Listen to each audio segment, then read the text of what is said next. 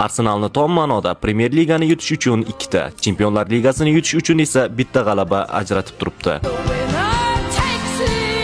Bu esa Mikel Arteta boshqaruvidagi Arsenal tarixidagi eng buyuk mavsum bo'lishi mumkin. Lekin u jamoaga kelgan paytda millionlab odamlar, men ham ular qatorida uning ketishini xohlagandim. Jarayonga ishonish kerak degan gapiga men umuman ishonmaganman. Siz ishonmaganmisiz yoki yo'q buni bilmayman, lekin men aniq ishonmagandim. Fikrim noto'g'ri bo'lib chiqdi, chunki Arteta sevgi, ishtiyoq va g'oyalar bilan vaqt o'tib hammasini to'g'ri yo'lga qo'ya oldi. Odamlar uning ba'zi gaplarini masxara qilishgan edi, lekin oxir-oqibat u haq bo'lib chiqdi. Biz ko'rgan narsalar faqat Angliya Kubogi sovrinlari edi. Premier Ligadagi chempionlikni esa men tug'ilgan yilda oila a'zolarim ko'rishgan. Undan keyin esa ko'p og'riqli davrlar bo'ldi. Yevropa Ligasidagi muvaffaqiyatsizliklar, kuboklardagi mag'lubiyatlar, Van Persie, Sanchez, Nasri, Fabregas kabi futbolchilarning jamoadan ketishi. Agar mavsum oxirida Arsenal bularning hammasiga erishsa, o'sha quvonch va his-tuyg'ularni tasvirlash qiyin bo'ladi. Nima deb o'ylaysiz? Arsenal bu mavsum APL va Chempionlar Ligasini qo'lga kirita oladimi? Izohlarda albatta yozib qoldiring.